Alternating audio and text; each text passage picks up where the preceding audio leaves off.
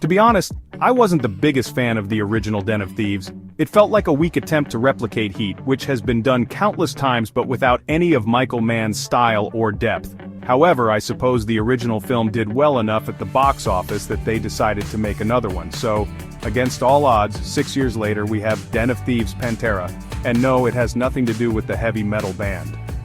When I walked into the theater I didn't have high expectations, but I was pleasantly surprised by how much I enjoyed this sleek sequel. It brought a unique European-style vibe that felt fresh in a way the original didn't. The story follows Nick O'Brien, a Los Angeles sheriff played by Gerard Butler, whose life has fallen apart due to reckless behavior. Nick heads to Belgium to track down his old rival Donnie Wilson, played by O'Shea Jackson Jr. But instead of seeking revenge, Nick decides to team up with Donnie to rob the Antwerp Diamond Center. Set in Belgium, the movie revolves around Donnie building a European crew for the heist, based on a real-life event from 2003, which influenced the film's writer and director Christian Gudegast, who also worked on the first film. I have to give Gudegast credit for creating a more grounded heist film this time, avoiding the over-the-top elements that usually follow big action franchises like Fast and Furious, which I honestly expected the movie to mimic after seeing the first trailer. In the original, Gerard Butler's Nick was an exaggerated macho protagonist, almost to the point of being cartoonish, making it hard to take the film seriously.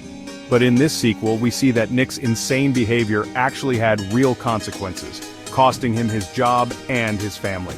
This adds a nice touch of realism, especially with his wife filing for divorce and taking the kids.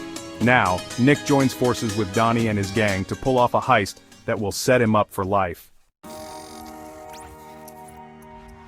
Den of Thieves. Pantera isn't perfect, with the main flaw being how quickly Donnie buys Nick's story and accepts him into the gang. Donnie is supposed to be a criminal mastermind, so it's hard to believe he would take Nick at face value, especially after seeing how psychopathic he was in the first film. However, this dynamic does give Butler and Jackson a chance to develop some buddy movie chemistry, which, paired with the European setting, makes the sequel a lot more enjoyable than the first. Gerard Butler has excelled in playing world-weary action heroes in recent years, with characters that feel more grounded and believable compared to other bigger-than-life action stars.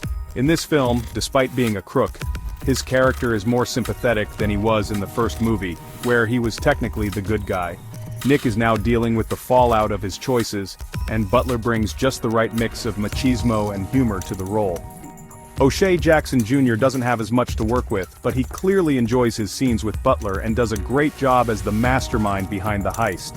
His calm, cerebral demeanor contrasts well with Butler's ultra-macho Nick. Just like the original, Den of Thieves 2 is still too long, running close to 2.5 hours, but the pacing is much tighter. This is mainly because the film focuses more on the main characters, with Butler and Jackson rarely off-screen, which benefits the film greatly.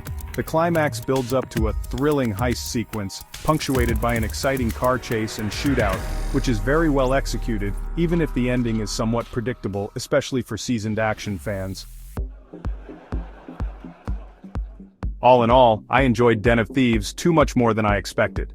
With its sunny European locales and international flavor, it's the perfect mid-level January release. It should appeal to Gerard Butler's fanbase, and I wouldn't be surprised if the franchise continues with a third movie. I give this one a 7 out of 10, so even if you weren't a fan of the first film like me, the sequel might surprise you. It's worth checking out. If you liked the video, make sure to like, subscribe, and share it with your friends who enjoy this kind of content.